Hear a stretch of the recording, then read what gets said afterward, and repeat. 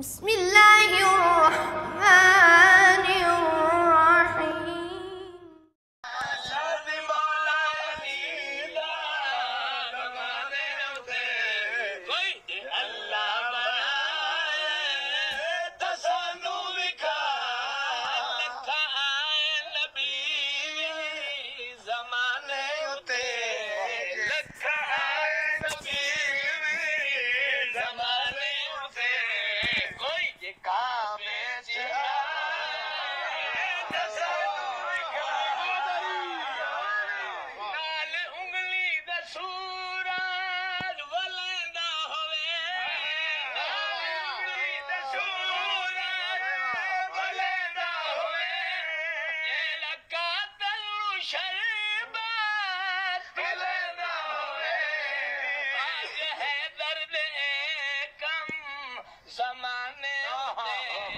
أعوذ بالله من الشيطان الرجيم. بسم الله الرحمن الرحيم. الصلاة والسلام على سيد الأنبياء والمرسلين أبي القاسم محمد. اللهم صل على محمد وعلى محمد. ثم الصلاة والسلام على آله الذين أذهب الله عنهم الرجس وطهرهم تطهيرا. اللهم صل على محمد وعلى محمد. أما بعد فقد قال الله الحكيم في محكم كتابه الكريم. بسم الله الرحمن الرحيم. ومن يعظم شعائر الله فإنها من تقوى القلوب. صلوات. اللهم صل على محمد وعلى اللہ سبحانہ و تعالیٰ قرآن مجید میں ارشاد فرما رہا ہے کہ شعائر اللہ کی تعظیم کرنا ہی دلوں کا سب سے بڑا تقویٰ ہے اور بہت بڑی پرہیزگاری ہے۔ تو آج ہم جس مقام پہ زیارت کے لیے اکٹھے ہوئے ہیں، اس شہر کا نام ہے شہر کوفہ۔ جناب نوح علیہ السلام کے زمانے سے لے کر آج تک اس کی تاریخ جو ہے وہ رقم ہوتی آ رہی ہے، اور یہ وہ مقام ہے، یہ وہ شہر کوفہ ہے کہ جو ہمارے آخری امام زمانہ اجل اللہ فرجہ الشریف صلوات پڑھیں۔ اللهم صل على محمد وعلى محمد۔ ہمارے پہلے امام جناب علی بن ابی طالب علیہ السلام کا بھی یہی شہر کوفہ جو ہے وہ دارالخلافہ رہا ہے، اور ہمارے آخری امام جناب امام زمانہ اجل اللہ فرجہ الشریف بھی کا بھی یہی شہر کوفہ جو ہے وہ دارالخلافہ میں سے یہ ہے کہ شہر کوفہ میں داخل ہوتے وقت یہ دعا پڑھیں، صلوات پڑھیں۔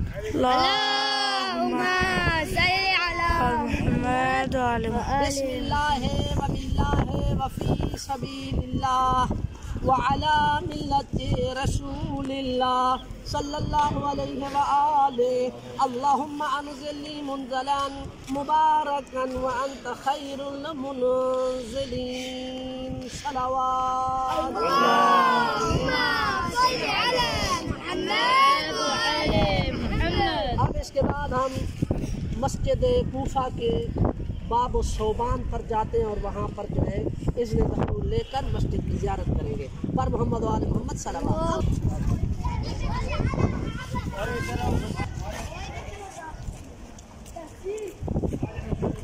آگے بڑھے۔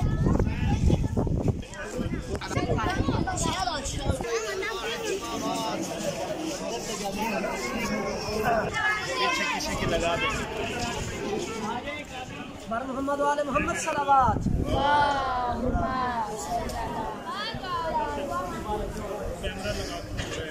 ہم اس وقت مسجد کوفہ کی زیارت کے لیے مسجد کوفہ کے دروازے باب و صوبان پر ہیں، اور مسجد کوفہ ایک تاریخی مقام ہے، اور یہ مسجد کوفہ ان 4 مساجد میں سے ہے کہ جہاں فیض و برکت حاصل کرنے کے لیے جانا بہت مناسب ہے، اور یہ مسجد کوفہ ان 4 مقامات میں سے ہے کہ جہاں پر نمازی کے لیے جو مسافر ہو اس کو نماز پڑھنے میں قصر اور تمام میں اختیار ہے، اور مسجد کوفہ یہ وہ مقام ہے کہ جہاں پر جناب نوح علیہ السلام رہا کرتے تھے، اور یہی وہ مقام ہے کہ جہاں سے وہ تنور ابھی تک جو ہے وہ موجود ہے، جہاں سے پانی نکلا اور پھر پوری دنیا پر پھیل گیا۔ اس کی فضیلت یہ ہے کہ اس مقام پر صدقہ دینا 1 درہم 100 درہم کے برابر ہے، اور 2 رکعت نماز ادا کرنا مسجد کوفہ میں 100 رکعت نماز ادا کرنے کے برابر شمار ہوتی ہے۔ امام باقر علیہ السلام سے روایت ہے کہ آپ نے فرمایا اگر لوگوں کو مسجد کوفہ کی فضیلت معلوم ہو جائے تو امام فرماتے ہیں کہ پھر وہ دور دور کے مقامات سے سفر کر کے اس مسجد میں آئیں گے۔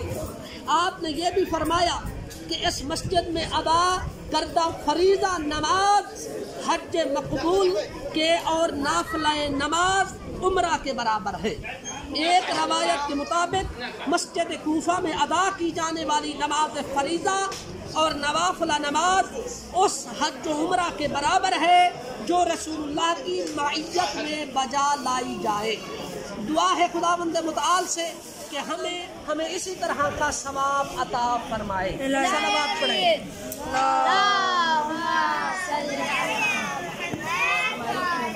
اور یہ جو باب الصوبان ہے، اس کو باب الصوبان کیوں کہتے ہیں؟ مؤرخین لکھتے ہیں کہ جناب امیر المؤمنین علی ابن ابی طالب صلوات پڑھیں کہ مولا کائنات اپنے دور خلافت کے ایام میں یہاں پر جب قضاء کے لیے مسجد کوفہ میں بیٹھتے تھے تو ایک مرتبہ مولا علی علیہ السلام اپنے اصحاب کے ساتھ مسجد کوفہ میں تشریف فرما تھے کہ اسی دروازے سے ایک بہت بڑا اژدہا داخل ہوا۔ اژدہا کو عربی زبان میں ثعبان کہا جاتا ہے۔ وہ اژدہا اس دروازے سے داخل ہوا، مولا علی علیہ السلام کی طرف آنا شروع کیا، اصحاب ڈر گئے تو مولا علی علیہ السلام نے اپنے اصحاب سے فرمایا کہ آپ بالکل پریشان نہ ہو، یہ اژدہا مجھ سے مسئلہ پوچھنے کے لیے آیا ہے۔ تو اژدہا مولا علی کے پاس آیا اور کوئی مولا سے بات کی، مولا نے اس کی بات کا جواب دیا اور پھر وہ اژدہا اسی دروازے سے واپس چلا گیا۔ تو اس دن سے اس دروازے کو باب الصوبان کہا جاتا ہے۔ مگر بعد میں آنے والے دشمنان اہل بیت کہ جو اہل بیت اطہار سے دشمنی رکھتے تھے، انہیں مولا علی علیہ السلام کی یہ فضیلت ہضم نہ ہوئی، اور انہوں نے مولا علی علیہ السلام کی اس فضیلت کو چھپانے کے لیے ایک ہاتھی یہاں پر لا کر باندھ دیا، اور کافی عرصے تک ہاتھی جسے فیل کہا جاتا ہے وہ یہاں بندھا رہا تاکہ اس دروازے کا نام جو ہے وہ باب الصوبان سے ہٹ کر باب الفیل پڑ جائے۔ جب ہم یہاں نجف اشرف میں تعلیم کے لیے 2004 میں آئے تو اس وقت بھی اس دروازے کو باب الفیل کہا جاتا تھا، کیونکہ آنے والی جتنی بھی ڈکٹیٹر حکومتیں تھیں انہوں نے اہل بیت کے فضائل کو چھپانے کے لیے دشمنوں والے ہتھ کنڈے اختیار کیے اور انہوں نے اس باب کو باب فیل کا ہی نام دیا۔ لیکن جیسے ہی اہل بیت علیہ السلام کے ماننے والوں پر مولا علی علیہ السلام کے شیعوں سے سختی اٹھی تو پھر مولا علی علیہ السلام کے ماننے والوں نے دوبارہ اس دروازے کا نام باب الصوبان رکھ دیا، اور یہ آج بھی باب الصوبان ہے، اور انشاءاللہ امام زمانہ کے ظہور تک اس کا نام باب صوبان رہے گا۔ بر محمد و آل محمد صلوات۔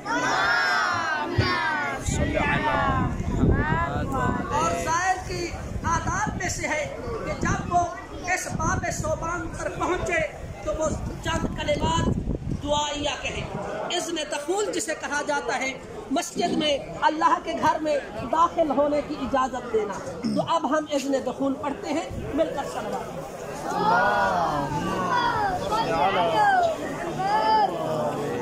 السلام علی امیر المؤمنين علي بن أبي طالب ورحمة الله وبركاته وعلى مجالسه ومشاهده وعلى مقام حكمته وآثار آبائه آدم ونوح وإبراهيم وإسماعيل وتبيان بيناته.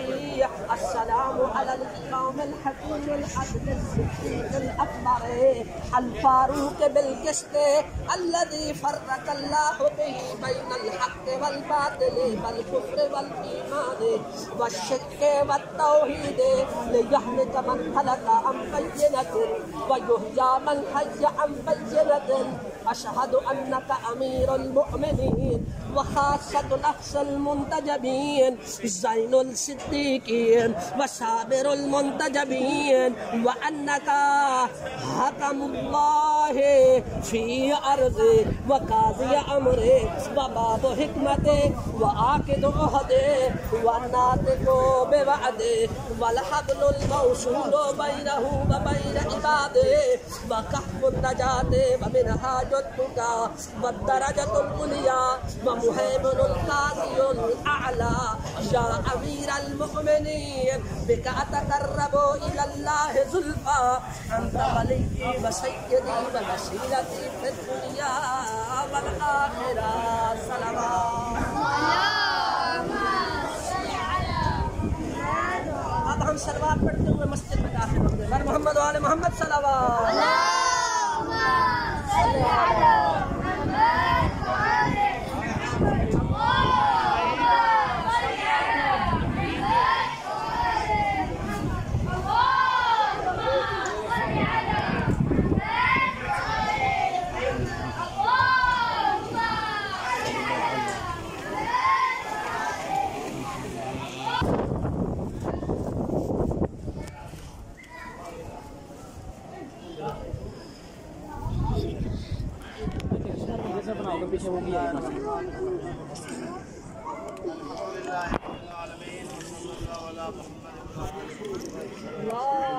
اللهم صل على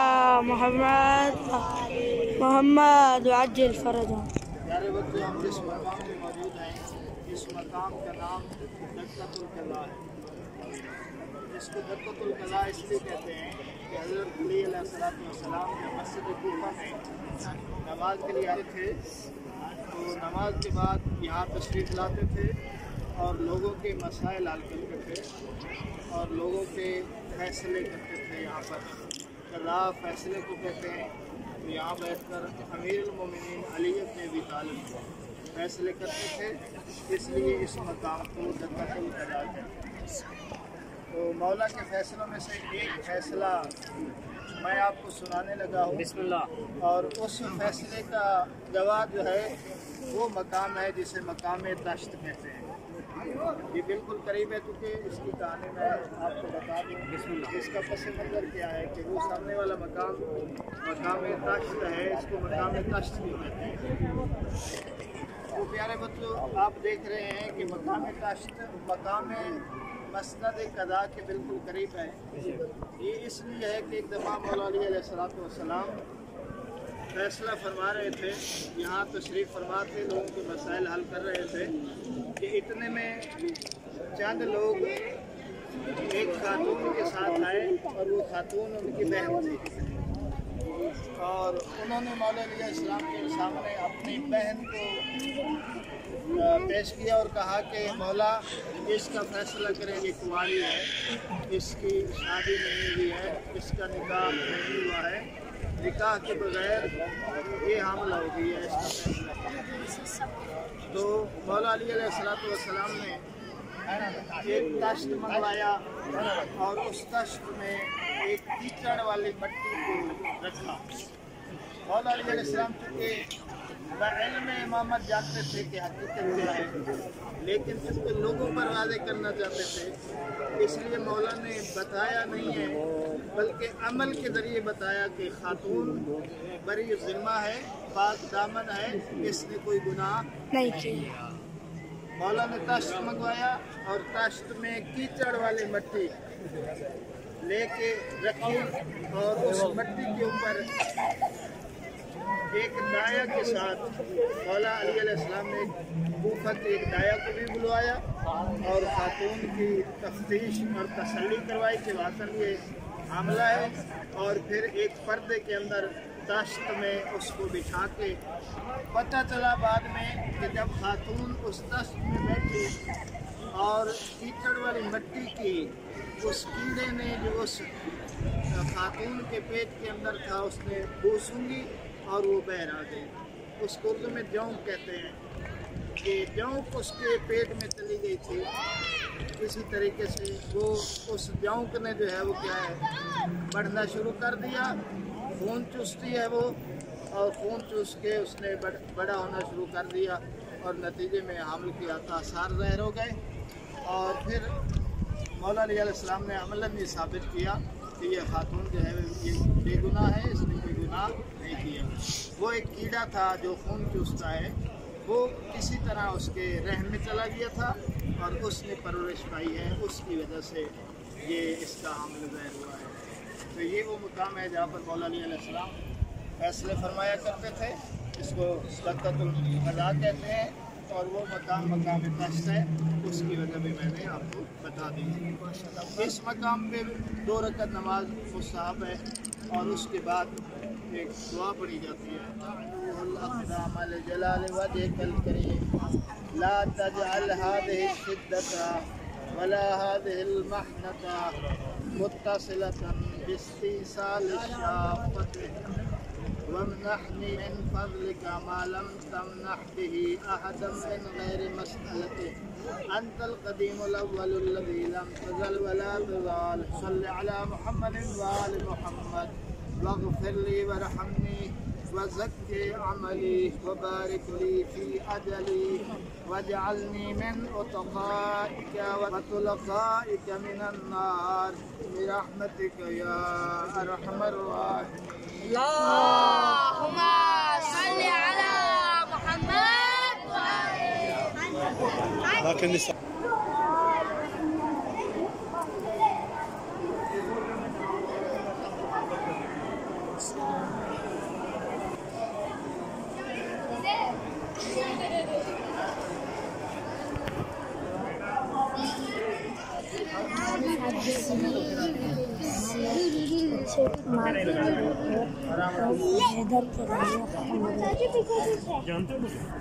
یہ وہ مقام ہے جہاں پر حضرت امام علی علیہ السلام کو ضربت لگی تھی۔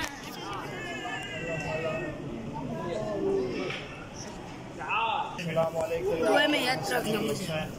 السلام علیکم یا ابا العباس السلام علیکم یا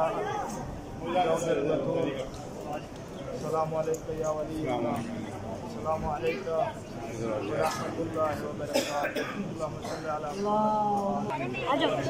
2 رکعت نماز پڑھ لیں۔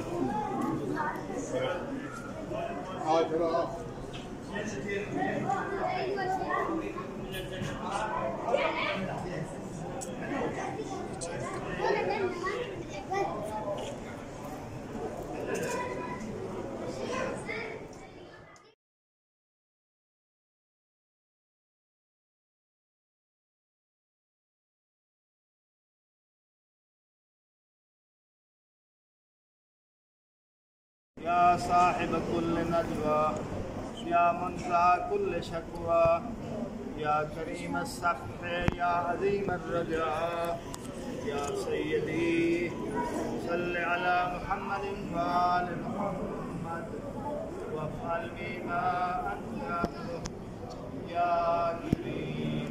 اللہم صل علی محمد۔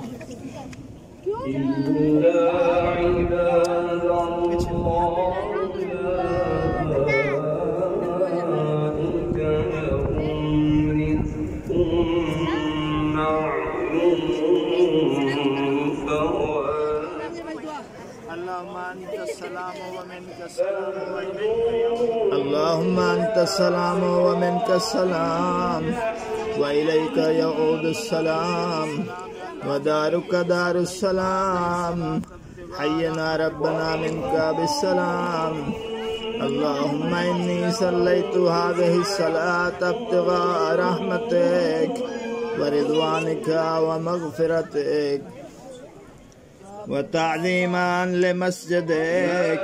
اللهم فصل على محمد وآل محمد وارفعها في عليين وتقبلها مني يا أرحم الراحمين. اللهم صل على محمد وآل محمد. اعوذ باللہ من الشیطان الرجیم. بسم اللہ الرحمن الرحیم. اس وقت ہم مقام نبی محمد صلی اللہ علیہ وآلہ وسلم پہ موجود ہیں. اس مقام کو مقام محمد اس لیے کہتے ہیں کہ معراج کی رات رسول خدا صلی اللہ علیہ وآلہ وسلم جب حضرت جبریل کے ساتھ جا رہے تھے تو جبریل نے عرض کی یا رسول اللہ آپ جانتے ہیں کہ اس وقت ہم کہاں سے گزر رہے ہیں؟ تو جبریل نے کہا کہ اس وقت ہم مسجد کوفہ کے اوپر سے گزر رہے ہیں. تو رسول خدا صلی اللہ علیہ وآلہ وسلم نے جب یہ سنا تو فرمایا کہ اللہ سے اجازت طلب کرو اور مجھے مسجد کوفہ لے جاؤ. تو رسول خدا اللہ کی اجازت سے مسجد کوفہ میں نازل ہوئے اور یہاں پر 2 رکعت نماز پڑھی. اس لیے اس مقام کو مقام نبی محمد بھی کہتے ہیں اور دکۃ المعراج بھی کہتے ہیں، اس لیے کہ معراج کی رات کا یہ واقعہ ہے.